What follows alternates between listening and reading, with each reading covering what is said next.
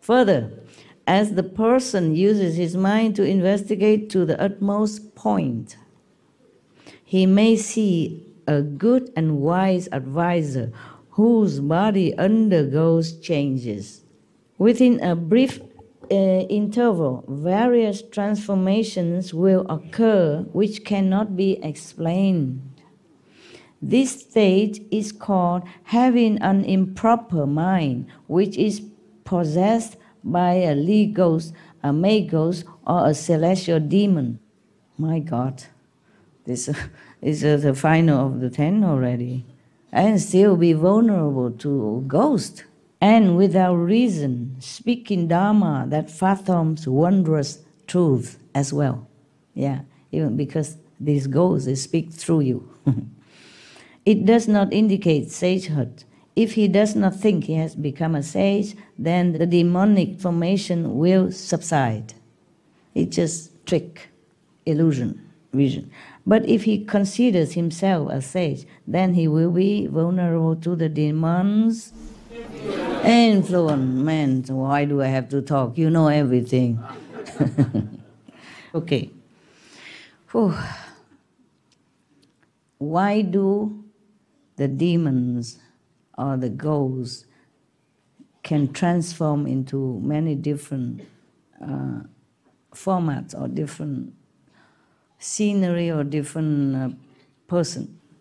This cultivator at this stage will see one of the great wise advisors transform himself for different thing, different reason, and no reason at all, and not be able to explain why either. He also could not understand, he just saw that.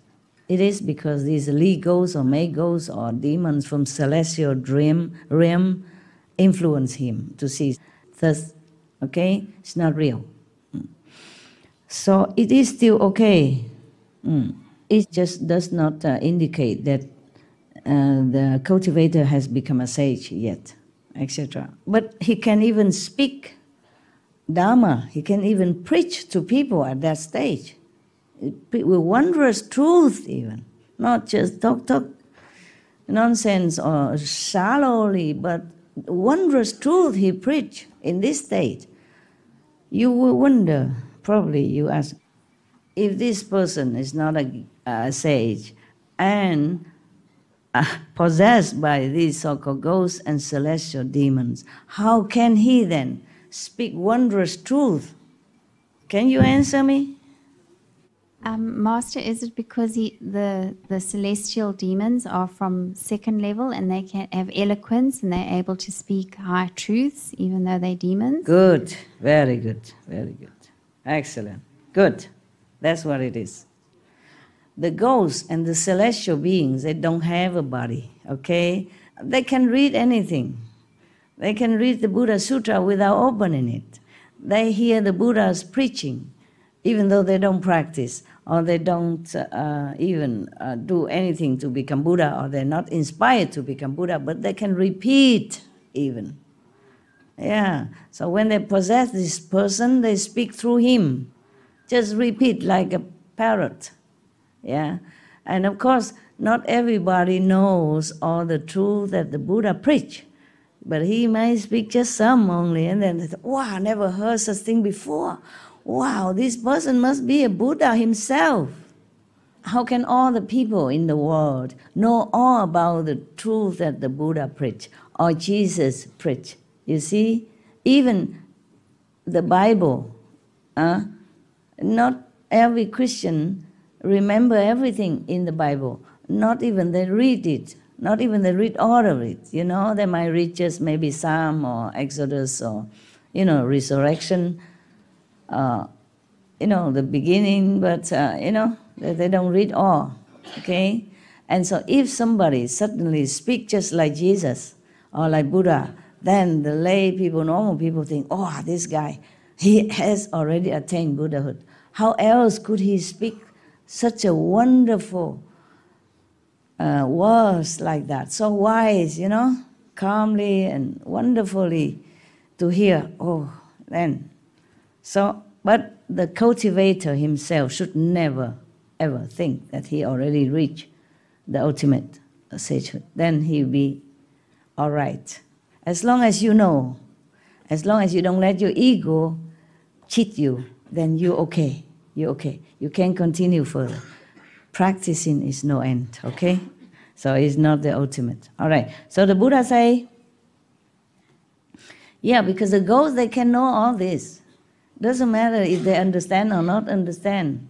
Doesn't matter if they profit from the Buddha teaching or not. Some do know the Dharma, but it doesn't mean they want to practice. Yes. They might practice some part of the Buddha teaching so that they can become a celestial body, celestial diva, or can become a king of the heaven, one of the heaven. Remember, some they like it like that. They don't want to become Buddha. Yeah, they not digest the whole thing, just one part. Remember, I tell you a story last Sunday about the previous incarnation of the Buddha, that he practiced 84,000 years to become a king of heaven. Yeah, he already enjoyed 84,000 years on earth as a king, powerful king of one kingdom, and he enjoyed all the things that one can enjoy in the world already, he said. And then when he see one hair of his gray, he sweat and tremble. Wow. And he still have 84,000 more years to live. Imagine, how about us, huh? Fever, no? High fever, chill.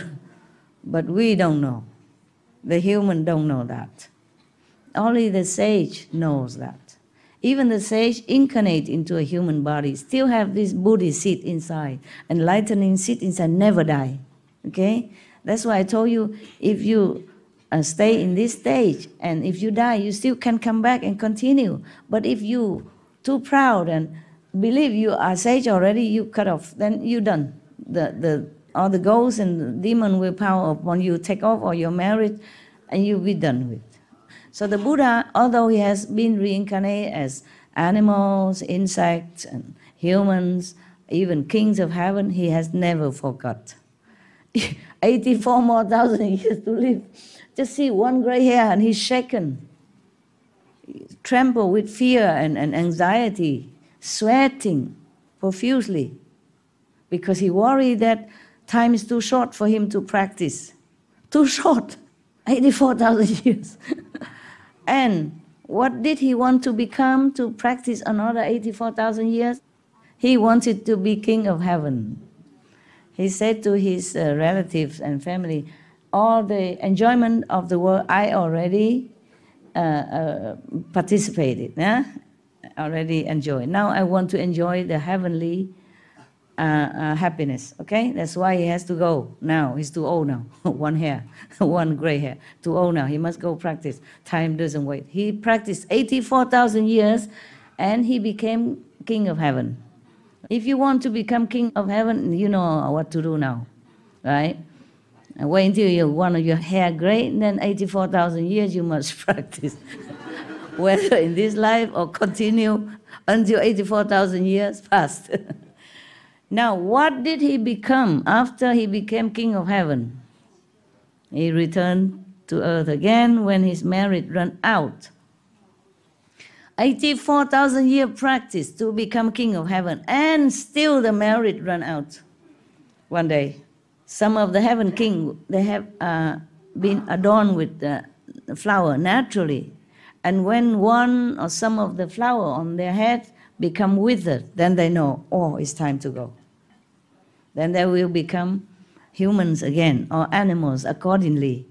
And that king has came back to become a king on earth again. And then he probably practiced another 84,000 years, become king of heaven, and come back, etc., etc. Now you know, okay? Now you know what to do if you want to become heaven king, and then heavenly king, and then heavenly, yeah, etc. Up, down, yeah? Not because the Buddha has forgotten that he's supposed to be a Buddha instead of being a king of heaven, yeah? But he wants to make affinity with heavenly beings as well. 84,000 years he has made affinity with some of the humans and has been born and lived during his lifetime as king.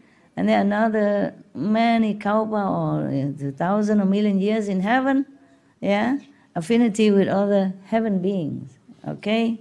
That's why. Not because he fall down and desiring heavens or mundane pleasure. No, no, no. It's just made that way, okay? It's arranged that way, not because he want to. Yeah. Even knowing or not knowing. I mean, from the mind, the Buddha has to do all this. Maybe the Buddha did not know. I mean, because of mind, you know? But his souls know. His high self know that that's his purpose. He do this, he do that, and all kind of thing, just until finally he became Buddha, and then he can rescue all these people. Huh? All right. Good. Buddha, continue his teaching. My God, the Buddha really teach a lot.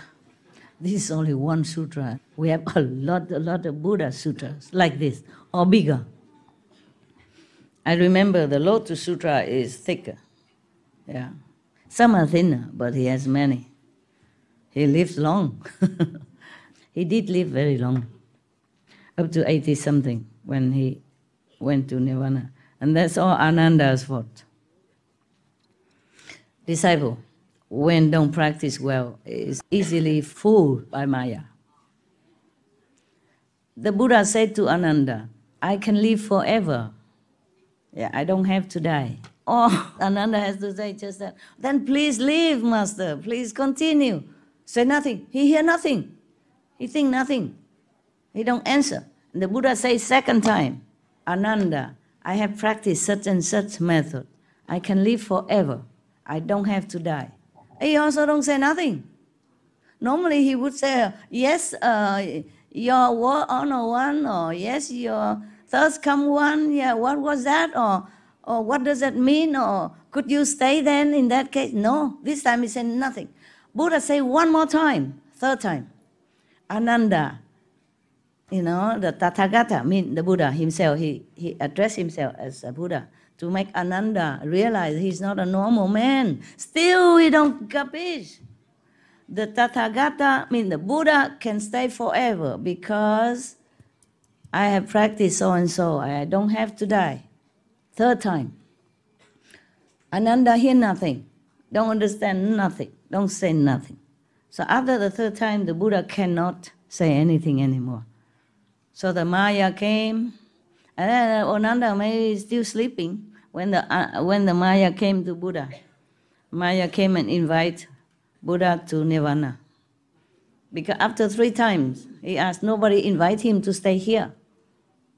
Then Maya has the right to invite him to go. Of course, Maya very happy, then Buddha is gone. Nobody, you know, teach anybody correctly anymore, and I mean physically, personally like this anymore. Then the Maya can control the minds of the people again. When the Buddha in the world is different. That's what Jesus said, when I am in the world, as long as I am in the world, I am the light of the world. Yeah. When the light is there, darkness is gone.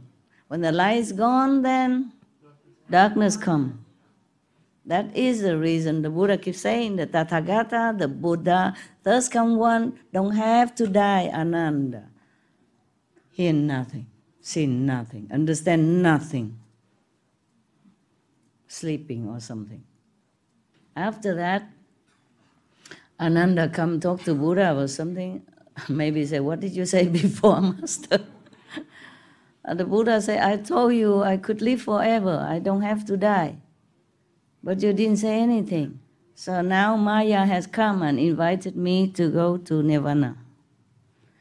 And Ananda felt so devastated. Yeah.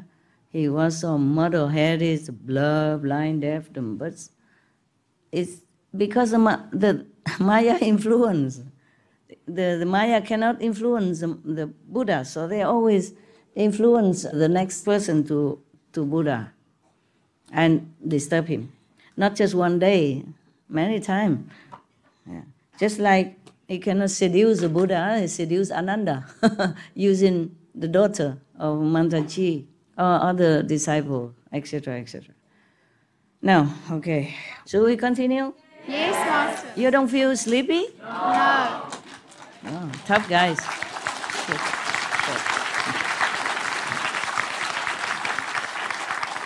No, I really meant it. I meant it.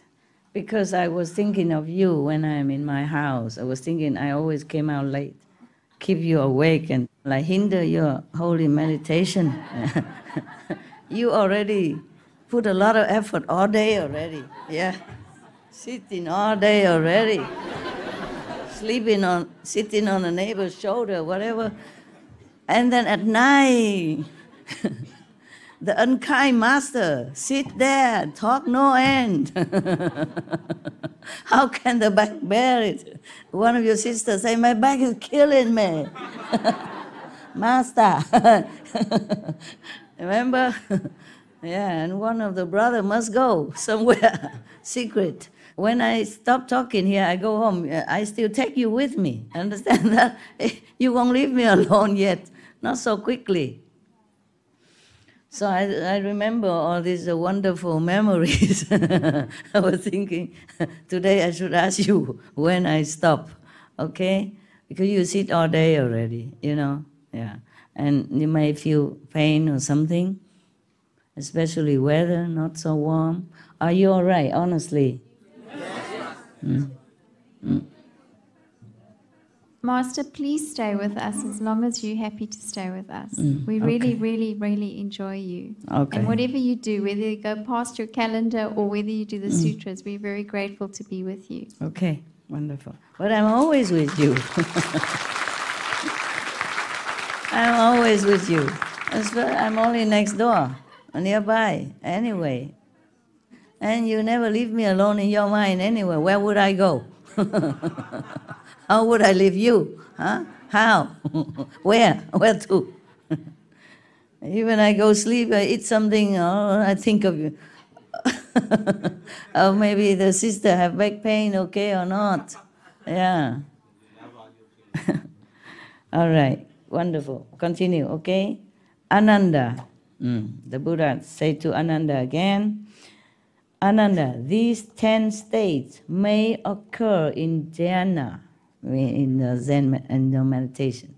Dhyana is the word for meditation. And then they translate into Japan, it becomes Zen. In China, it's Chan.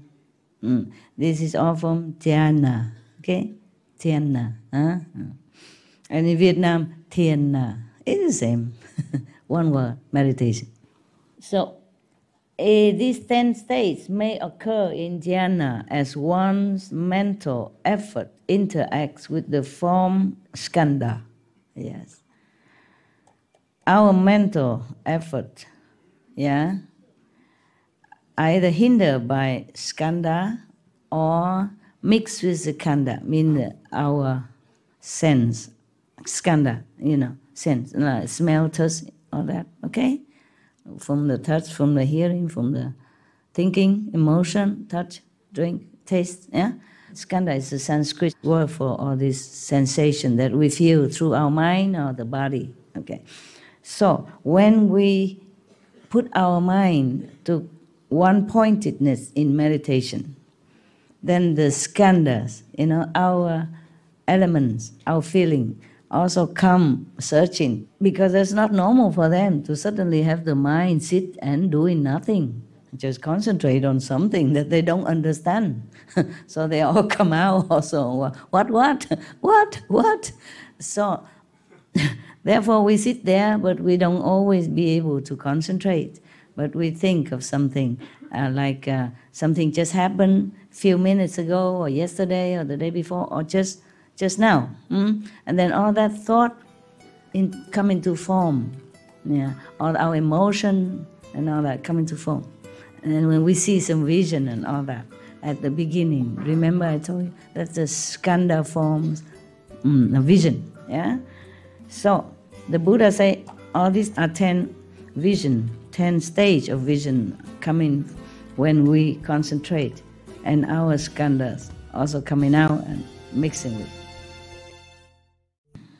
The Buddha continued, though and confused living beings do not evaluate themselves, encountering such situations in their confusion, they fail to recognize them and say that they have become sages, thereby uttering a great lie.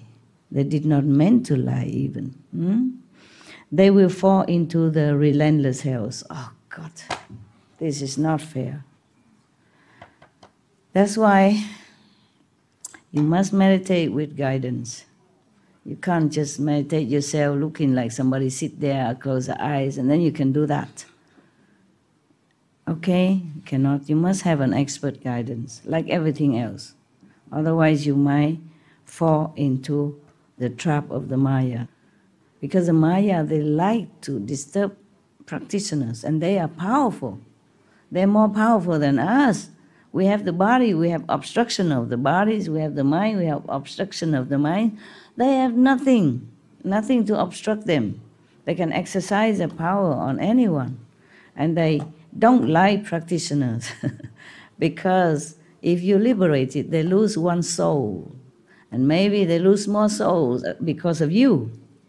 Because you influence others and you have your relatives and friends. One person enlightened according to height, you bring, 1, 2, 3, 5, 6, 9, 10 generations with you. Yeah, that's why. That's why he's afraid. Imagine everybody enlightened, the world is empty. Whom do the Maya can harass, molest, torture, or mislead for fun, for controlling. That's why. Now, in the Dharma ending age, after the Tathagata enters Nirvana, Tathagata is one of the titles of the Buddha, okay? All of you should rely on and proclaim this teaching. Do not let the demons of the heavens have their way. Offer protection so all can realize the unsurpassed way, the Buddha's way.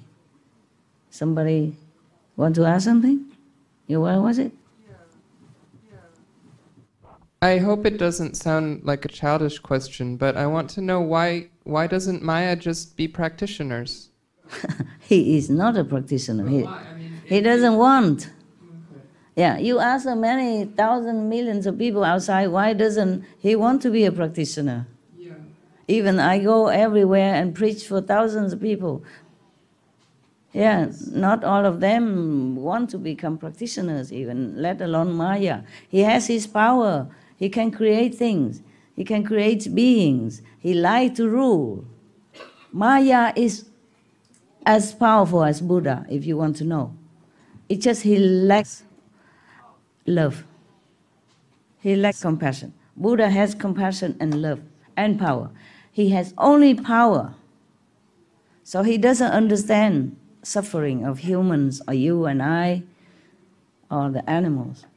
He just look at it, his creation tearing each other apart, he don't care. He has no love in his heart. That is why if we practice anyway meditation, we must first cultivate our compassion by keeping the precept. At least keep a precept. Don't kill, don't harm, don't lie. You see, lying also harming others. Sometimes it does. Yeah? For example, like that. The precept is to keep you in line so that you don't harm and you don't fall into the Mayic way, because the Maya doesn't care about anybody else's feeling. He has too much power. He has anything he wants, anytime. He loves to rule. You see, with iron fist even. Therefore, anybody do something wrong in here, in the name of judgment, in the name of law, he send them to hell. Even a practitioner who doesn't understand, mistakenly thinking that he's a sage, or just by ego or something, he still go to hell. You saw that? The Buddha said that. You go to relentless hell. That's why the Buddha plead with all his disciples and bodhisattva, please, in the Dharma ending age, meaning when he's not there anymore and his lineage already come to be diluted and no longer powerful as when he was there or when he just passed away. When the Buddha passed away, the lineage bloodline is still there because he still has Ananda. He still has his son, Rahula, which also became one of the successors. He has Manjusri, he has other, Mauda, Galayana, etc., etc. They all of them take turn to become successor. For many hundred years, the lineage is still fresh and pure. But after these foremost disciples die also, then no more. That is the Dhamma ending age for the Buddha life or Buddha teaching. That's what he called Dhamma ending age. Then the Buddha worried that the practitioners might fall into the trap of the demon. That's why he keep talking so long, so detailed, so patiently, that please take care of them, so that all his disciples are still alive, understand and try their best to take care of the later generations of practitioners. Yeah, you're right. I wish he became practitioner. He don't care. He doesn't care because he had not the intention to help any other beings when he practiced. That is why. He practiced just to gain power, to create and to rule over his creation. That is the intention. You see, depends on what intention you have, you will get it. If you meditate because you feel sorry for yourself, that you be deluded all these lifetimes, or this life, you want to better yourself, you want to improve, and also in case you can bless your generations, other generation, or help others, spread the truth, anything, okay? Your noble goal, your noble intention. But he never had this kind of intention. He just bored with heavens. He's bored to become a kind of subordinate to high God or to the Buddha. He revolted. He wanted to be his own man, rule over whatever he create or borrow. This is the kind of ambitious. So spiritual practitioner can't even be that ambitious. And this is really sad thing. What? Master, I feel like if Maya does gain love and compassion, then he'll actually have more power. Because the more love and compassion you have, the more support you have from higher realms, which is more power. I feel like it's not smart for him not to practice. It doesn't make sense because if he... Yeah. He's not smart enough. Yeah. He doesn't think that way. You see, just like somebody who is so very intent on become rich or famous, no matter what cost, you come and tell him, my master tell you richer, or Jesus say the richness in this world is nothing. Better put your richness in heaven. He would say, get out of my house. You see what I mean? Yeah. He's just one of the beings, that has not developed this side of love. He developed only one side, one-sided power. Hi, Master. I have a question about the Maya also. In the book from Master Kabir, Anurag Sagar, he said that Maya is a child from high-level master, fifth level loss. Fifth level loss. Okay. So I just wonder how the Maya becomes such a bad guy because he coming from a good guy, love, and he not have traps and tricks. How like human beings here in the world, because he has in heaven with all the blessings. He's born in heaven, I told you already. He's born to be in the subordinate, being born to be good, born to be have to be in the rules. He liked to rule himself. He liked to be a king. Okay. Just like some revolutionary leader, He doesn't like the government. What do you wonder? The fifth level is also inside the shadow world. Yeah. That's why I'm going to take you out, outside. Yeah, thank you. Outside of the fifth world. But if you reach the fifth world, you're good already. If you're good, then you're in the fifth world. You go there. Okay, what? Another question about this, Master. You told us you prepare a special place beyond Yeah. the fifth world. Yeah. Can you share a little bit more? Because, for example, this word is available to all master Kuan practitioners, for example. For my disciples only. Oh, thank you very much, Master. Thank you very much. Love you, Master. Thank you. It's a new place, or Master? Yeah. As a place created for you. Oh, wonderful. Thank you, Master. It's normal thing, you know. I mean, like Amitabha Buddha, he also created a place for who you believe him at that time. And afterward, if people believe in him, he also accept him to go up there. Whoever believe in that master will go there. That's why you have to be careful which master you follow. Because wherever he will go, you go, okay? We are very lucky, Master. Very lucky people. All right. Thank you. Yeah. You might have done something good to deserve it, or you might be too bad that no saints want you. Pick your choice. Think, look inside you, see, who am I? Is that the good one or the bad one? I don't care, okay? If you're my disciple, you can go up. Thank you, Master.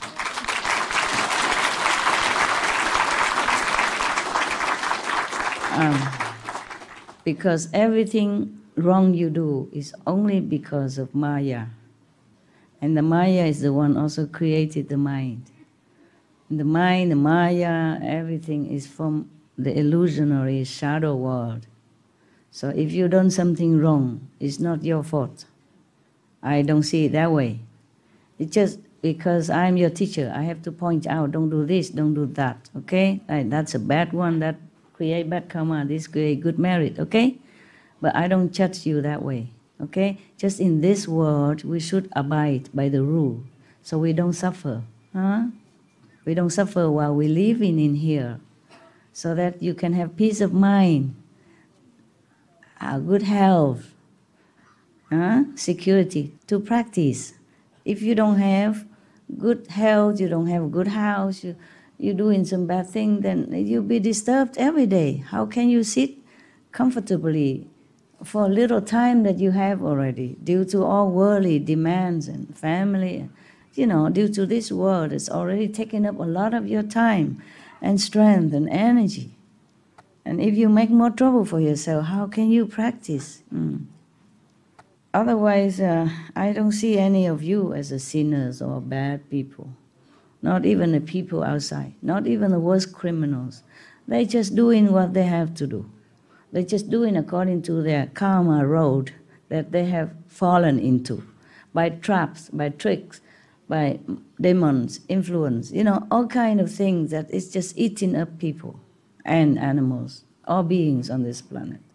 And you do one thing wrong, you do another, one thing lead to another, and you just can't get up. You understand? I sympathize for everyone, even the worst criminals in this world. People judge them, I don't. I just feel sorry for them, very, very sorry. And it pains me that not everyone listened to me so that I can help them. They don't have to listen to me. If they just believe in me, then I can also liberate them at the end of their life. Then they don't have to come back again. If they just not slander me, then I can also liberate them, help them at the end of their life. And in this lifetime already, anyway, in different circumstances, although they don't see, they don't know. Some do know, yeah, some do know, even they're not your Kuan Yin practitioners, brothers and sisters, they do know. Some see, okay? Yes, and some don't. But imagine, you're very helpless in this world, everyone. So helpless, and then being influenced by the demons and by your society, by the situation you have to live in, yeah, by jobs, by survival necessity. Everybody is such a victim in this world. If you were born in heaven, how would you fall like this? Huh? I mean, higher heaven, yeah? You don't have to fall. Okay, we are also accusing Maya, but actually he's doing his job. Okay? He's doing his job. He has to be like that. He has to have no love, no compassion, nothing.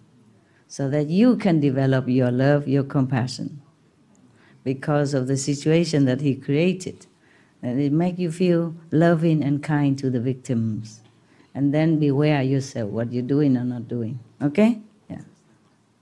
When something happened to me, and I know it's wrong, it's bad, it's going to hurt me, or I lose money, or whatever, but I feel helpless. I cannot help. I cannot do anything. It looks like I have to wait. You feel helpless. Yeah, I feel helpless. I know. Sometimes, yes. Yeah. Not all the time. Yeah. Is that normal? Not normal. Not normal. No, because you have been taught right and wrong, and you have the master power inside to help you, so you can get up all the time, anytime. Okay? No excuses. People outside, they have no one to rely on. They are excused. You are not. Okay? And even if I excuse you, the Maya will make you suffer. Okay? Don't worry about Maya, don't worry about me. I accept all of you already, no matter what. You are my children. Okay? And yeah, I take care of you.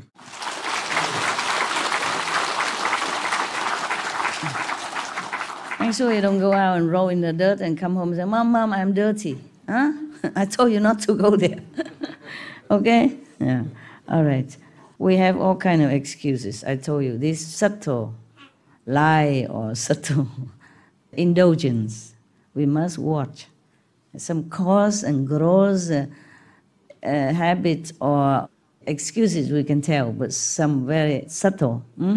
That's what we must watch, really. That's why every day you have a diary, you have to introspect yourself.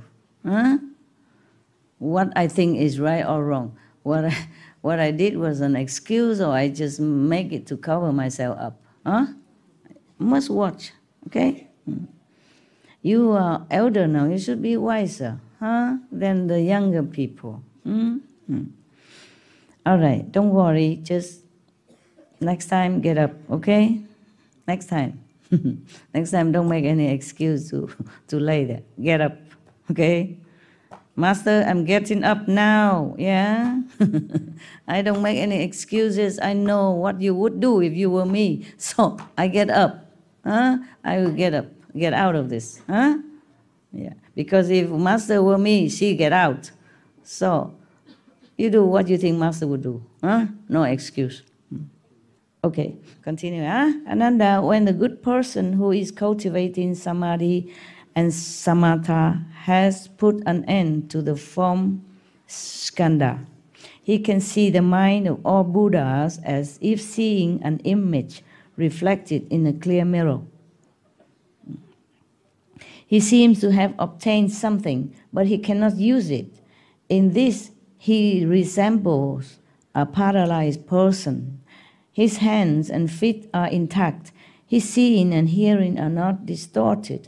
And yet his mind has come under a deviant influence so that he is unable to move. This is the region of the feeling skandha. After all these 10 stages you pass, you still have to go through another gate here, okay? Once the problem of paralysis subsides, meaning he knows things, he sees the Buddha's mind, he knows all the truth, but he cannot use it. He's still being disturbed, obstructed by his own skandha, or feeling, all that. So he's not yet completely free. So once the problem of paralysis, the Buddha likened to your helpless state of knowing, seeing the Buddhas and knowing the teaching, the truth, but cannot use as if paralyzed. But when that state subsides, his mind can then leave his body and look back upon his face. It can go or stay as it please without further hindrance. This is the end of the feeling skandha.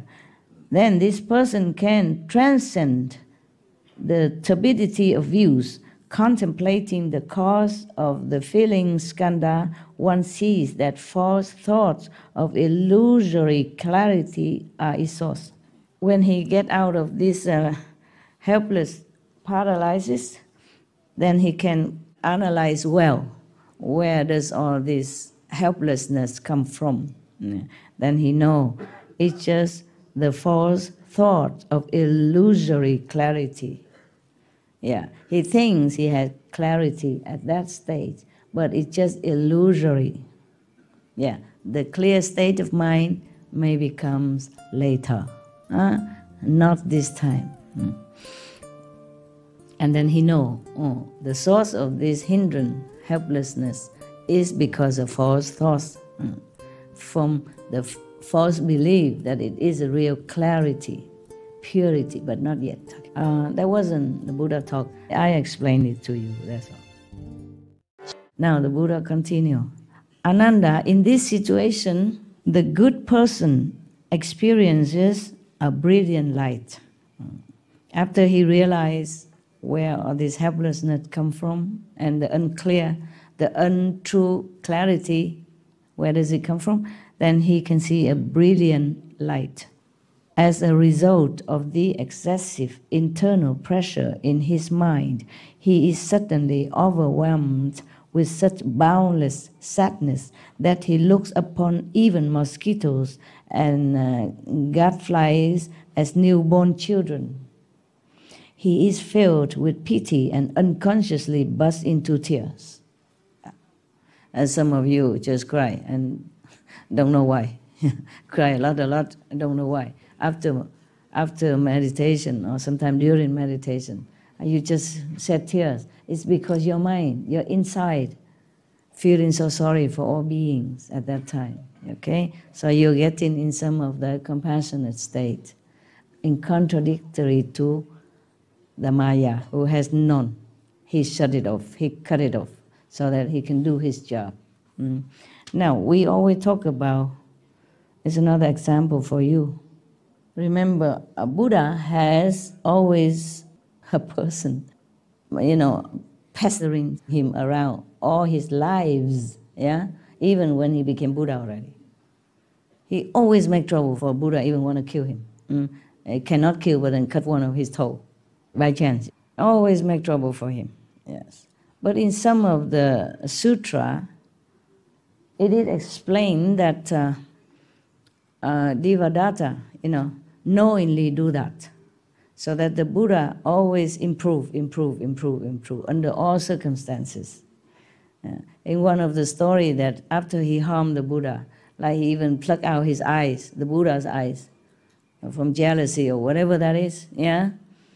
Because he wanted to be the king, and he killed his brother. Not kill, but take the eyes so that the Buddha don't know what to do anymore, cannot see, cannot go, cannot come back to the kingdom. And he came home, tell lie, say that he died. After he done that, the story comment that he, the Devadatta himself, probably inside, talking to himself, said, okay, I have done a good job. I have done my duty. Yes. And in many other stories similar like that, the Devadatta, the foremost enemy of the Buddha, has always feel happy when he's done something wrong to the Buddha, because he say he's fulfilling his duty well. He feel proud of it. Because after that, the Buddha either clean all the residue karma or become more compassionate due to that situation. Instead of feeling hatred for his brother, he feels sorry for him because the brother too ignorant. For example, like that. Then, even though he lost his two eyes, physical eyes, but he doesn't lose his soul. He did not lose his compassion. So, Maya, although we blame him for everything, but we also have to thank him. Because if he doesn't make everything so miserable, painful, then when you go out, you don't see the pain. You don't awaken to the ephemeral. You don't feel awakened to ephemeral life, okay? Or you don't awaken your compassionate and your love. You feel the person cold, hungry, shivering on the street. Don't you feel sorry? If you're compassionate, yeah, and you try, maybe you have some clothes, you give it to him. Or you go back to your home, bring him some food. See, good for you, no?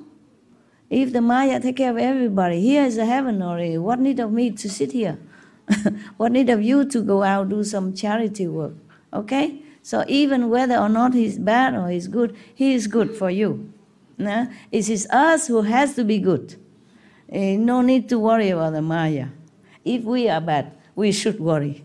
The Maya is bad, we should not. Even if we cannot control him, but we should not worry about him. Worry about if we are bad or not. Got that? Okay. So, thank you. Huh? No. It is true, no?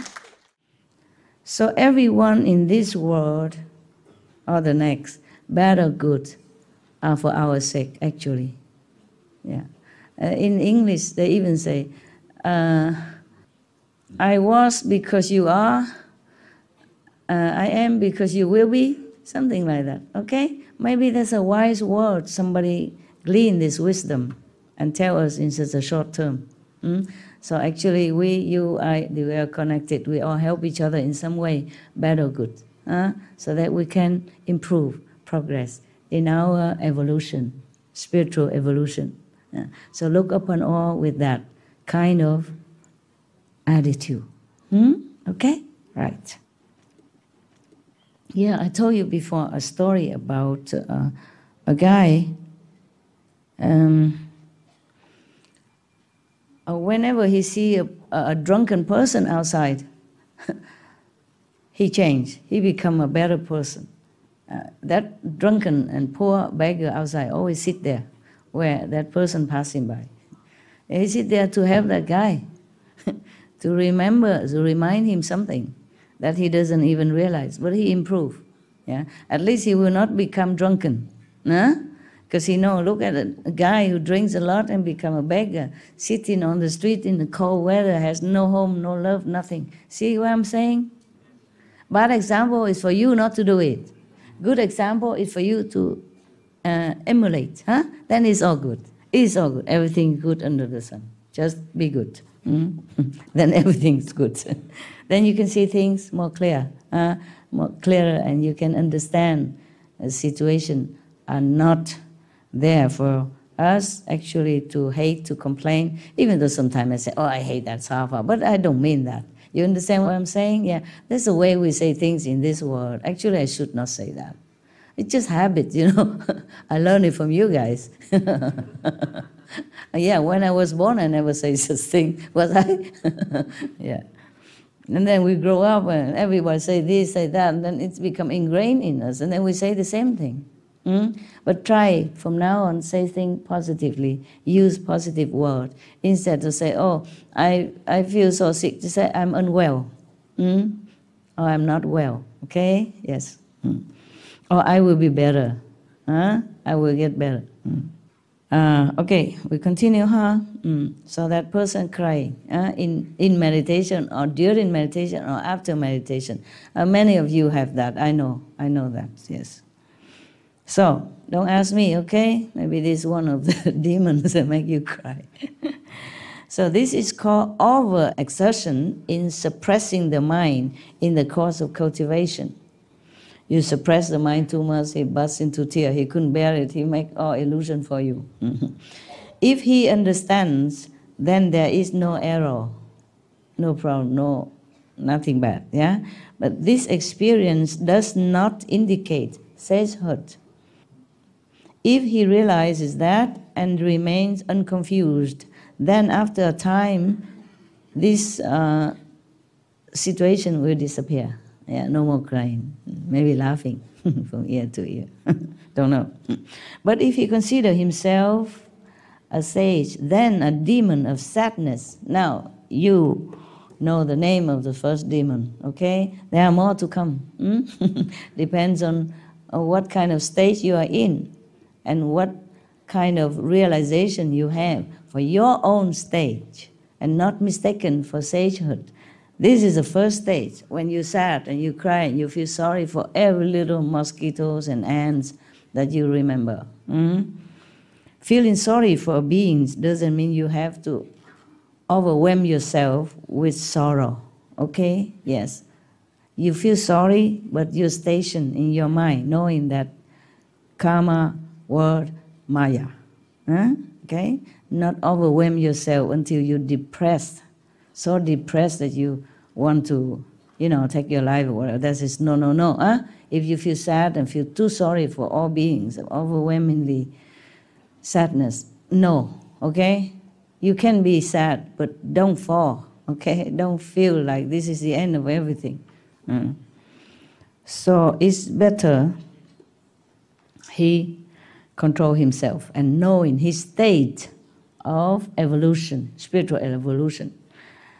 Then the demon of sadness will not come. I'm explaining here now, okay? Otherwise, the Buddha say the demon of sadness will enter his mind. Then, as soon as he sees someone, he will feel sad and cry uncontrollably. He see any beings, he will sad. Because he will see only sorrow in that person. He will remember, he will see when that person is sad or his state of mind is sad, his whole life is sad anyway. The human life is so sad, so he see anybody, he just cry, cry, cry. Out of pity, yeah. Lacking proper samadhi, he will certainly fall. Be careful. Anytime you think your mind changed for the worse or improper, you call the master to help, okay? Call the gods, call the gods, okay? Call the protectors. Do not listen to your state of emotion or false thinking. Further, Anand, in this state of samadhi, the good person sees the disintegration of the form skandha and understands the feeling skandha. At that time, he has a sublime vision and is overwhelmed with gratitude. It's another state, okay? In this situation, he suddenly evinces tremendous courage.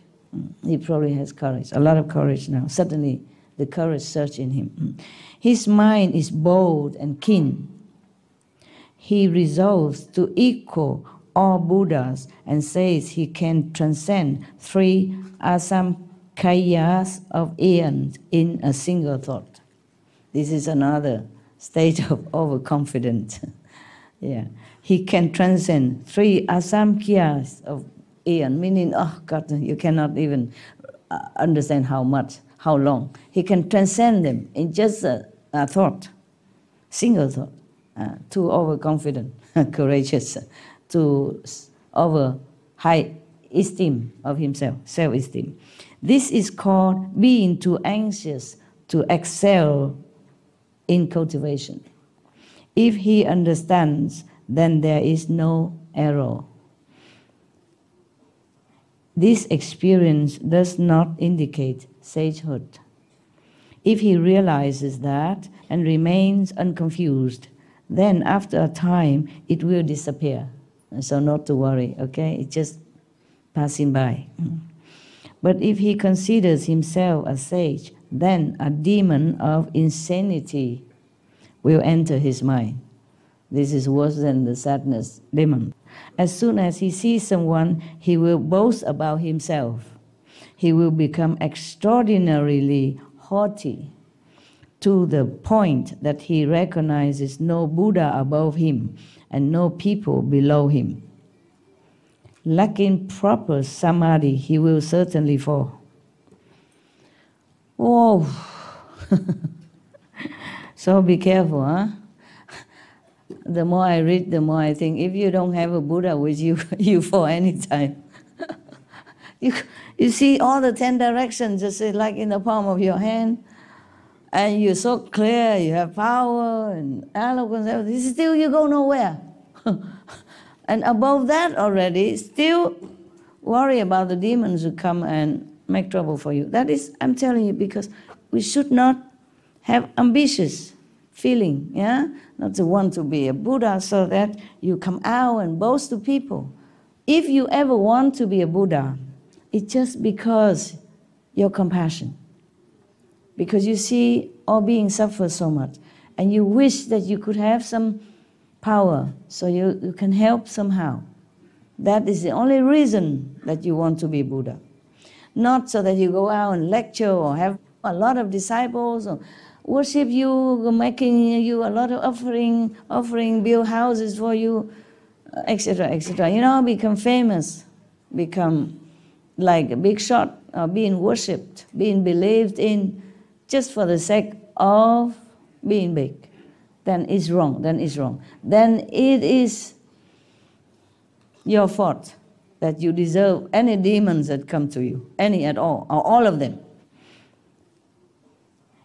Don't ever want any fame in this world. What for? How long it lasts you? To be famous, I told you already, it's a nuisance. Yeah? People will be envious with you. They try to make trouble for you, harm you. You always, almost like you have to always run for your life. Truly like that. Especially if you're not in political arena, you don't have bodyguards, you don't have nothing. It's not a position to desire, okay? To have, to be envy. Never. Cast it all out of your mind. Just meditate to improve yourself and cast out whatever undesirable traces you think no good for your practice. Pray always for protection and help so that your ego will not harm you in any way, so that your compassion will grow and grow and grow, so that wherever you go, your spiritual blessing and power will influence people for the better, will help them in any way, in some way, with or without your knowledge. Okay? If you're good, people will be blessed. Just like sandalwood tree, it will just give fragrance. A rose will give you beautiful, you know, kind of fresh fragrance and make you feel good. Okay? The rose don't boast of her fragrance or achievement. The sun doesn't keep claiming his benefit to the world. He just does. Okay? Yeah. Same, we spiritual practitioners must have only one goal in mind, that's benefit others. As small way, big way, whatever way we can. Yeah? Better we don't even know it. So our ego don't make a nose become higher. Okay? Yeah, when I not yet learned Kuan Yin method, I met some Buddhist monks. And they let me some sutra and all that. And one day they say, okay, you like a ceremony, you know, you want to be their underling, you know, the protectee. Yeah. Then you make a ceremony. You buy fruit, incense to offer to the Buddhas. Yeah, and resolve that you want to be a Buddhist, a good Buddhist. Yeah, like that. And then they saw that I'm very sincere. So they say, okay, we burn the whole bunch of incense. About, I don't know, big bunch. I don't know, 30, 50, the whole backpack of incense. We put it in the incense holder, yeah? And it burned. And then the monks and the nuns told me, now if you wish something, then you can tell the Buddha inside you, now, in this ceremony. With us witness, but you don't tell us. You just wish inside your heart only. And if the incense or curl up, or some curl up, then your wish will come true. Yeah. All the incense curl, all of them, and don't fall down, because normally incense very long, you know. Some of them about to fall down, some ash. No, none of them. And my teacher monks were so all wide eyes. My God, what is she wishing? Yeah. And I told you already what I wish. I wish I can help the worst kind of suffering being, the worst suffering person or being, without me even knowing it. I don't want to know about it. That's what I wish. And I was only 20-something. I had not practiced Kuan Yin method yet. So if you practice many lifetimes, you will not forget your goal. You come back again, you do the same again. You understand? You will just want to help others. At that time, Many years I never told anybody, but I thought now I can tell you. Maybe a good example, okay? This is all we should wish for, really, okay? Yes.